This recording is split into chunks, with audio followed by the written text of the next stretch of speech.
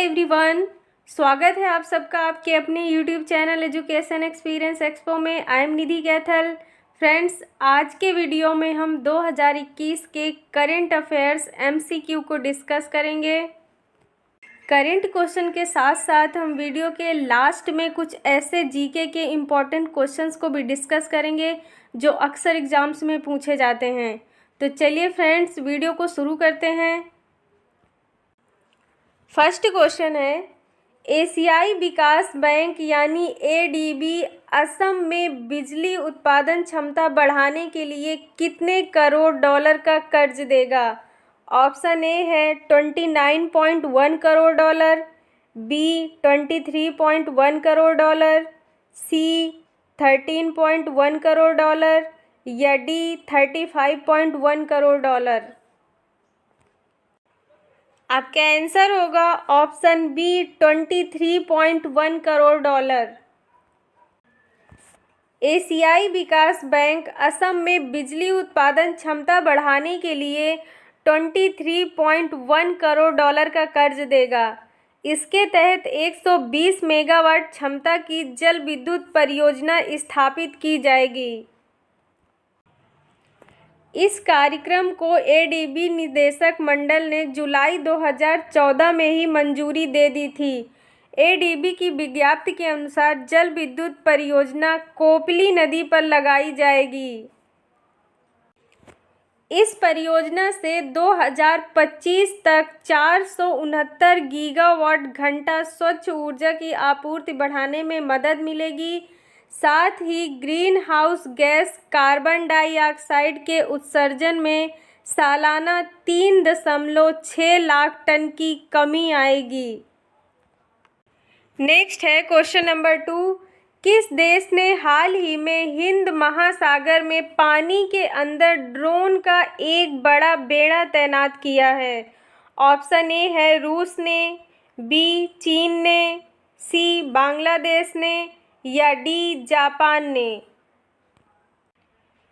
आपका आंसर है option B चीन ने। चीन ने हाल ही में हिंद महासागर में पानी के अंदर ड्रोन का एक बड़ा बेड़ा तैनात किया है। आइए जानते हैं इस ड्रोन के बारे में। इस ड्रोन की मदद से चीन दूसरे देशों की खुफिया जानकारी जुटाने की कोशिश कर रहा है तथा इस ड्रोन का नाम सी विंग ग्लाइडर बताया जा रहा है। चीन का कहना है कि ये ड्रोन महीनों तक पानी के अंदर रहकर काम कर सकते हैं तथा इन्हें दिसंबर 2019 के मध्य में ही लॉन्च कर दिया गया था।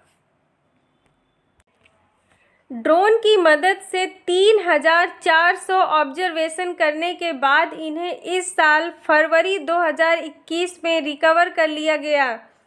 चीन ने सबसे पहले 2016 में इन्हें समुद्री जहाज़ों की सुरक्षित आवाजाही के लिए इस्तेमाल करना शुरू कर दिया था। नेक्स्ट, किस राज्य सरकार ने हाल ही में घोषणा की है कि वह तमिल भाषा और संस्कृति की रक्षा के लिए एक तमिल एकेडमी की स्थापना करेगी? ऑप्शन ए है दिल्ली, बी झारखंड, सी पंजाब या डी बिहार राज्य सरकार। आपका आंसर होगा ऑप्शन ए दिल्ली राज्य सरकार ने। दिल्ली सरकार ने हाल ही में ये घोषणा की है कि वह तमिल भाषा और संस्कृति की रक्षा के लिए एक तमिल अकादमी की स्थापना करेगी। चलिए फ्रेंड्स, अब जानते हैं कि दिल्ली सरकार तमिल अकादमी की स्थापना क्यों करेगी। दिल्ली सरकार तमिल अकादमी के माध्यम से भाषा कोर्स प्रदान करेगी। इसके लिए तमिल अकादमी के उपाध्यक्ष के रूप में पूर्व पार्षद एन राजा को नियुक्त किया गया है। नवनिर्मित तमिल अकादमी तमिल भाषा की कक्षाओं का आयोजन करेगी, नए पुरस्कार प्रदान करेगी और तमिल में साहित्य कार्यों को बढ़ावा देने और सम्मानित करने के लिए सांस्कृतिक कार्यक्रमों का आयोजन भी करेगी। इससे पहले भी दिल्ली सरकार ने संस्कृत, उर्दू, हिंदी, पंजाबी, मैथिली और भोजपुरी अकादमियां शुरू की हैं। नेक्स्ट है क्वेश्चन नंबर 4। विश्व ब्रेल दिवस निम्न में से किस दिन मनाया जाता है? ऑप्शन ए है 4 जनवरी को, बी 5 मार्च को, सी 8 अप्रैल को, डी 2 अगस्त को। आंसर है ऑप्शन ए 4 जनवरी को। विश्व ब्रेल दिवस प्रत्येक वर्ष 4 जनवरी को मनाया जाता है। चलिए फ्रेंड्स, अब जानते हैं कि विश्व ब्रेल दिवस किसकी याद में और क्यों मनाया जाता है। विश्व ब्रेल दिवस 4 जनवरी को लुईस ब्रेल की याद में मनाया जाता है। आइए अब जानते हैं कि लुईस ब्रेल कौन थे। फ्रांस में रहने वाले लुईस ब्रेल ने दृष्टिहीन होते हुए भी दृष्टिहीनों को पढ़ने लिखने योग्य बनाया था। दृष्टिहीन मतलब जो आँखों से अंधे होते हैं। उन्होंने मात्र 15 वर्ष की आयु में दृष्टिहीनों के लिए एक अलग लिपि का विकास किया, जिसे ब्रेल लिपि का नाम दिया गया। नेत्रहीन और मंद दृष्टि के शिकार लोगों के मानव अधिकारों को सुनिश्चित करने एवं उनके मूलभूत ज़रूरतों को पूरा करने के लिए नवंबर 2018 में संयुक्त राष्ट्र महासभा के द्वारा इस दिवस को मनाए जाने का निर्णय लिया गया था। संयुक्त राष्ट्र के मुताबिक विश्व भर में करीब 39 मिलियन लोग देख नहीं सकते, जबकि 253 मिलियन लोगों में कोई न कोई दृष्टि विकार होता है। विश्व ब्रेल दिवस मनाए जाने का मुख्य उद्देश्य दृष्टिबाधित लोगों के अधिकार उन्हें प्रदान करना और साथ ही ब्रेल लिपि को बढ़ावा देना भी है। आई होप आप लोग विश्व ब्रेल दिवस के बारे में अच्छे से समझ गए होंगे। नेक्स्ट है क्वेश्चन नंबर 5। ब्लूमबर्ग की तरफ से जारी की जाने वाली अरबपतियों की सूची में कौन दुनिया के सबसे अमीर व्यक्ति बन गए हैं? आपको दुनिया के सबसे अमीर व्यक्ति का नाम बताना है। आपके ऑप्शंस हैं, option A Anil Ambani, B Mukesh Ambani, C Elon Musk या डी अजीम प्रेमजी। आंसर है option C Elon Musk. Bloomberg की तरफ से जारी की जाने वाली अरबपतियों की सूची में दुनिया के सबसे अमीर व्यक्ति बने हैं एलन मस्क। इलेक्ट्रिक कार बनाने वाली टेस्ला कंपनी के सीईओ एलन मस्क अब दुनिया के सबसे अमीर व्यक्ति बन गए हैं। उन्होंने ब्लूमबर्ग की ओर से जारी की जाने वाली अरबपतियों की लिस्ट में अमेज़न के फाउंडर जेफ बेजोस को भी पीछे छोड़ दिया है। एलन मस्क की नेटवर्थ 188.5 अरब डॉलर से अधिक हो गई है, जबकि अमेज़न के संस्थापक जेफ बेजोस की नेटवर्थ 187 अरब डॉलर है। ब्लूमबर्ग की इस लिस्ट में 500 अरबपति शामिल किए गए हैं। जेफ बेजोस 2017 से लेकर अभी तक दुनिया के सबसे अमीर व्यक्ति थे। नेक्स्ट, किस राज्य के राज्यपाल आरिफ मोहम्मद खान ने वन स्कूल वन आईएएस योजना का उद्घाटन किया है? Option A Karnataka, B Tamil Nadu, C Rajasthan या डी केरल। आपका आंसर है ऑप्शन डी केरल। केरल राज्य के राज्यपाल आरिफ मोहम्मद खान ने वन स्कूल वन आईएएस योजना का उद्घाटन किया है। केरल के राज्यपाल आरिफ मोहम्मद खान ने राज्य के 10,000 प्रतिभाशाली लेकिन आर्थिक रूप से कमज़ोर बच्चों को मुफ्त में प्रशासनिक सेवा एवं अन्य प्रतियोगी परीक्षाओं की कोचिंग देने की योजना की शुरुआत की है। इसे वैदिक इरुडेट फाउंडेशंस स्कॉलरशिप प्रोग्राम के तहत शुरू किया गया है। यह कार्यक्रम उन छात्रों को निःशुल्क प्रशिक्षण प्रदान करेगा जो आर्थिक रूप से पिछड़े हैं लेकिन शैक्षणिक रूप से सिविल सेवा और अन्य प्रतियोगी परीक्षाओं के इच्छुक हैं। ये फाउंडेशन ग्रामीण क्षेत्रों के उम्मीदवारों पर ध्यान केंद्रित करेगी और उन्हें हाई स्कूल लेवल से ही उच्च शिक्षा के बारे में जागरूक करेगी। नेक्स्ट क्वेश्चन नंबर 7, किस राज्य के पूर्व राज्यपाल एवं उत्तर प्रदेश के पूर्व राजस्व मंत्री माता प्रसाद का हाल ही में निधन हो गया है? ऑप्शन ए है उत्तर प्रदेश, बी अरुणाचल प्रदेश, सी पंजाब या डी बिहार। आपका आंसर है ऑप्शन बी अरुणाचल प्रदेश। अरुणाचल प्रदेश के पूर्व राज्यपाल एवं उत्तर प्रदेश के पूर्व राजस्व मंत्री माता प्रसाद का हाल ही में निधन हो गया है। आइए जानते हैं इनके बारे में।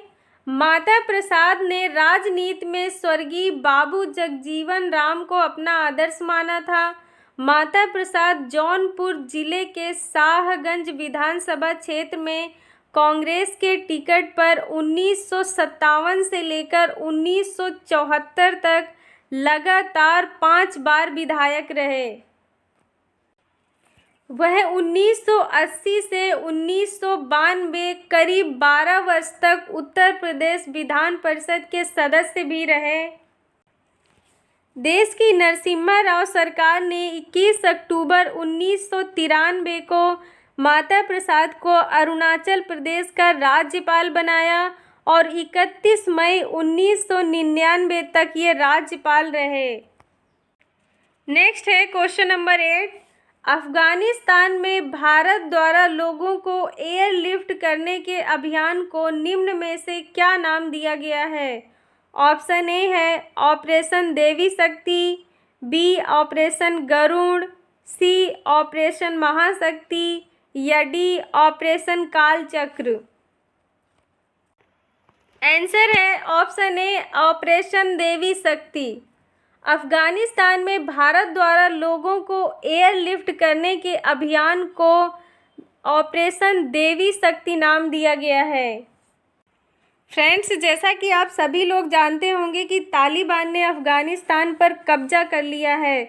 अफगानिस्तान पर तालिबान के कब्जे के बाद काबुल से भारतीय नागरिकों और अफगानिस्तान सहयोगियों को हिफाजत के साथ वहां से लाने के भारत के जटिल मिशन का नाम ऑपरेशन देवी शक्ति रखा गया है।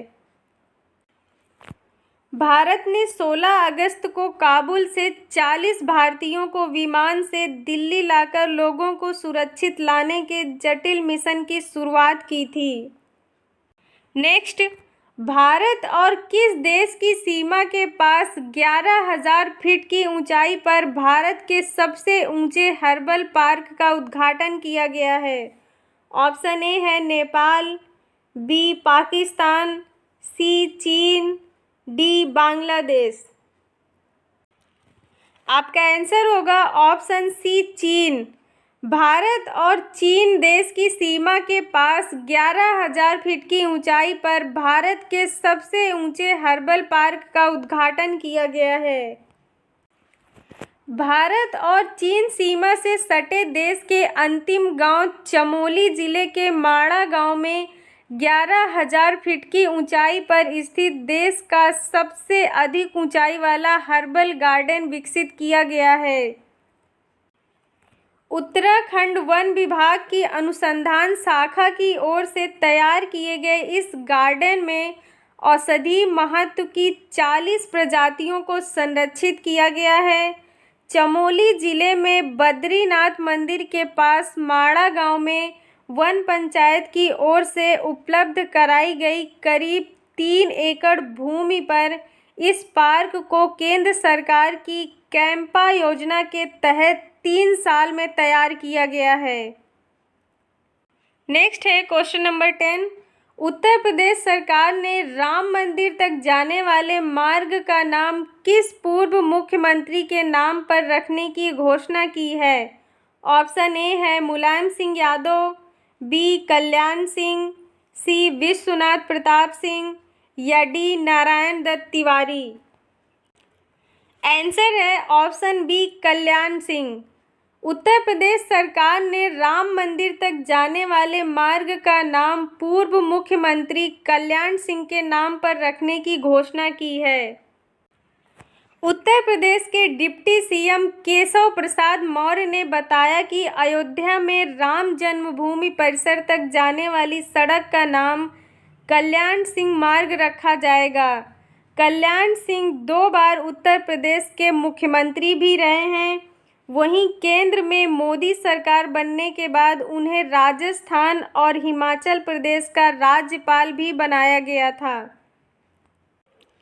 आपको बता दें कि पूर्व मुख्यमंत्री कल्याण सिंह का हाल ही में 21 अगस्त 2021 को लखनऊ में निधन हो गया है।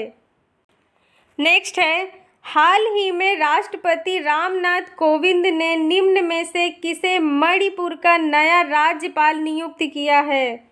ऑप्शन ए है प्रोफेसर जगदीश मुखी को, बी बिश्वाभूषण हरिचंदन को, सी फागू चौहान को या डी ला गणेशन को। आपका आंसर है ऑप्शन डी ला गणेशन को। हाल ही में राष्ट्रपति रामनाथ कोविंद ने मणिपुर का नया राज्यपाल ला गणेशन को नियुक्त किया है। ला गणेशन भारतीय जनता पार्टी के सीनियर नेता रह चुके हैं। इसके अलावा उन्होंने तमिलनाडु भारतीय जनता पार्टी के अध्यक्ष पद पर भी कार्य किया है। नेक्स्ट, अंतर्राष्ट्रीय वरिष्ठ नागरिक दिवस वर्ल्ड सीनियर सिटीजन्स डे निम्न में से किस दिन मनाया जाता है। ऑप्शन ए है 11 जनवरी को, बी 21 अगस्त को, सी 15 मार्च को या डी 25 मई को। आंसर है ऑप्शन बी 21 अगस्त को। अंतर्राष्ट्रीय वरिष्ठ नागरिक दिवस 21 अगस्त को मनाया जाता है।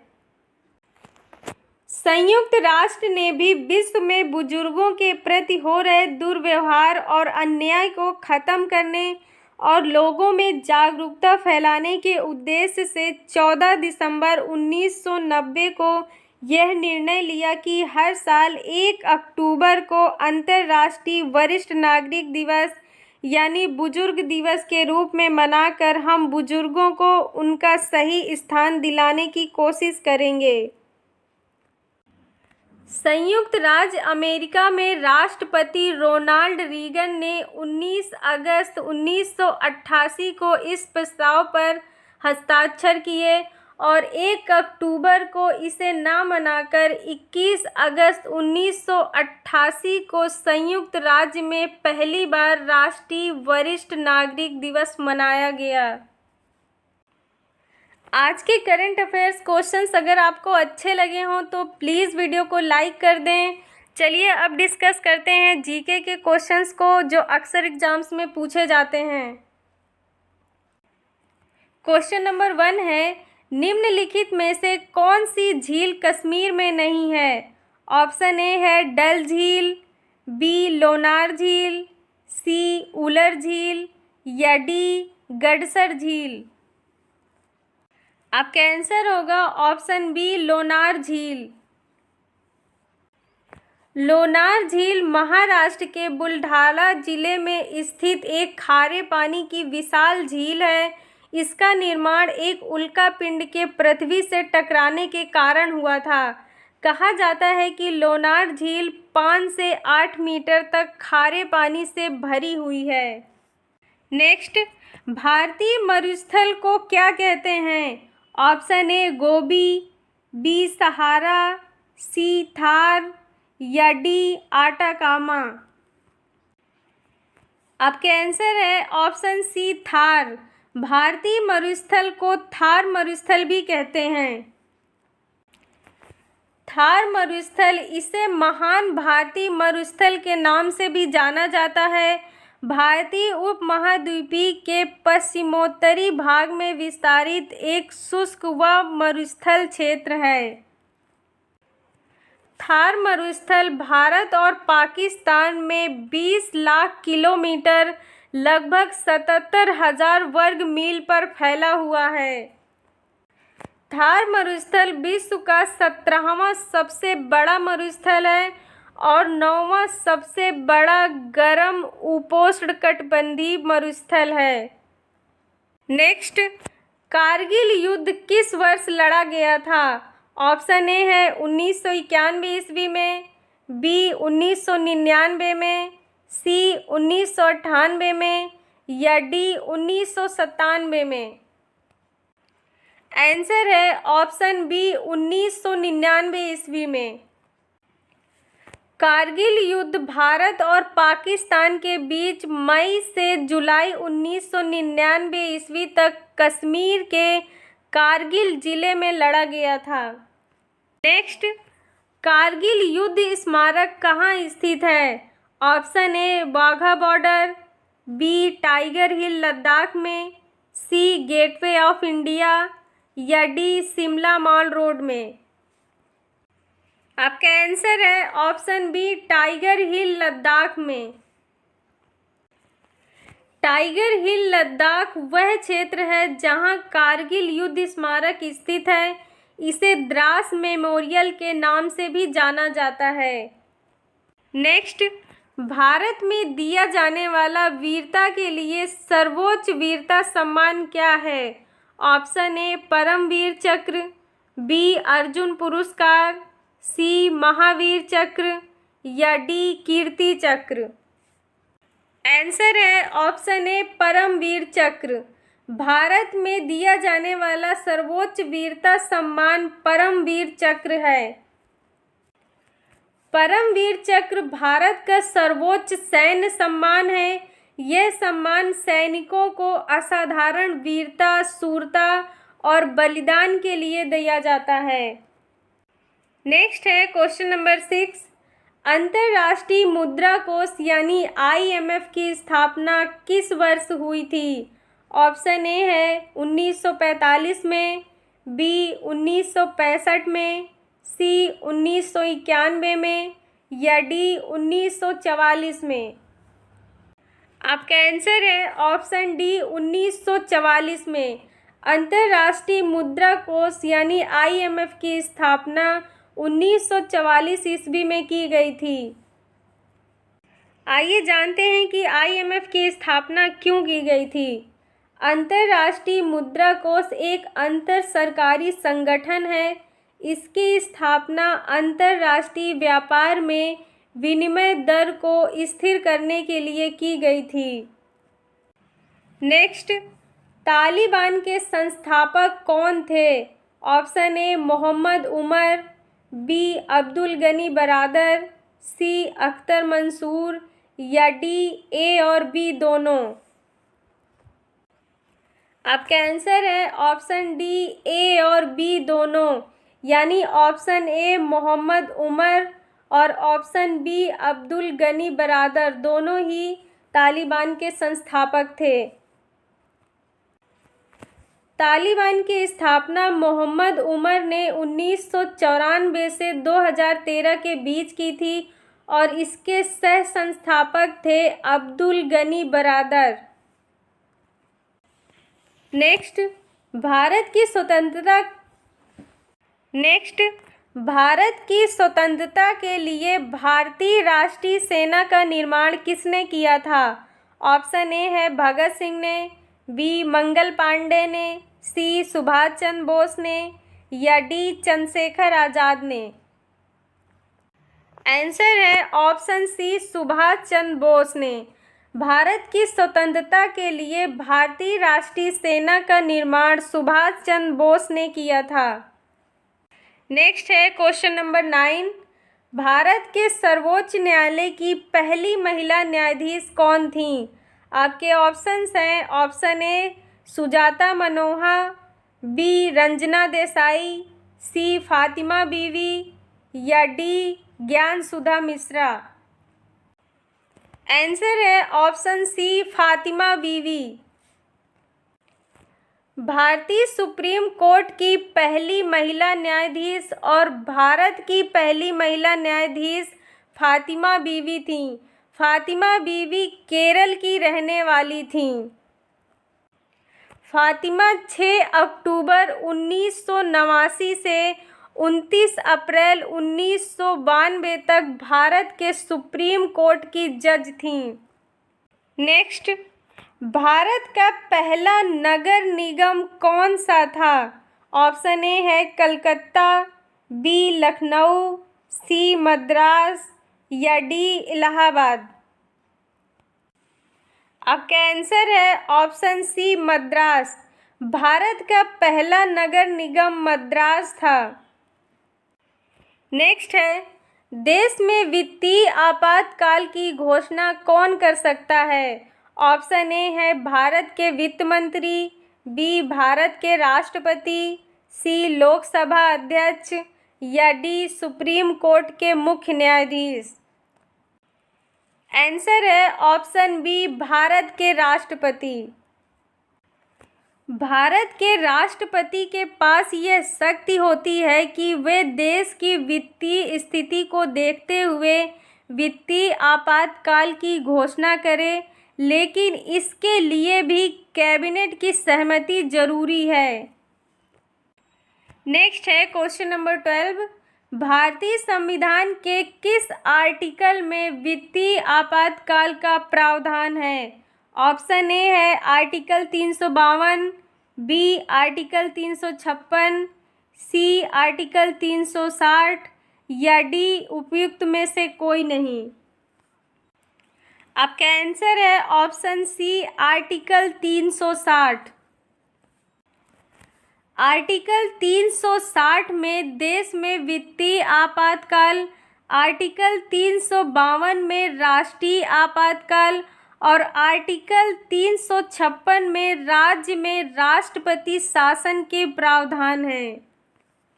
Thanks for watching friends. अगर वीडियो अच्छा लगा हो तो प्लीज़ वीडियो को लाइक करें, इसे ज़्यादा से ज़्यादा शेयर करें और आगे ऐसे ही वीडियोस देखने के लिए हमारे चैनल को ज़रूर सब्सक्राइब करें।